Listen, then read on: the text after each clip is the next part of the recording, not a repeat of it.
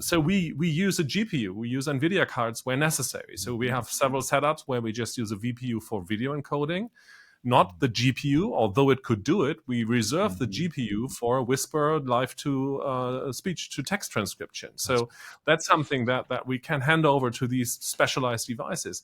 And then we're using specific network cards from Mellanox, where we can outsource the actual TLS encryption that we have to do if we deliver a lot of traffic over these cards. The TLS encryption that you notice if you go to a browser with HTTPS, then you have that encryption that shows that you get that there's a certified host name.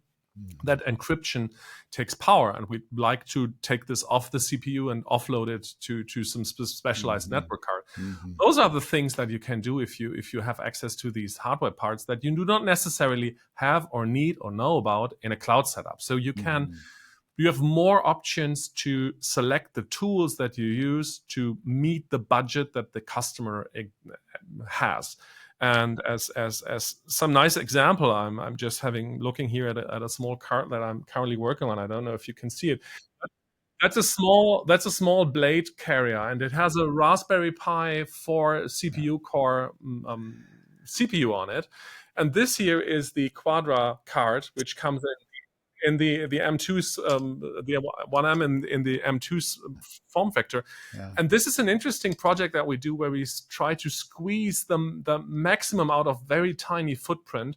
The whole card has something like 15 watt for the whole server, and it's just power over Ethernet. So this is a very tiny power part, and this is something that you can only do in hardware. And there are a lot of use cases in the field, on the road, where you need that compute power, but only have very few and not really reliable power. So you need something that does not consume too much energy. That's something, the power of having on-prem infrastructure under your control. Right.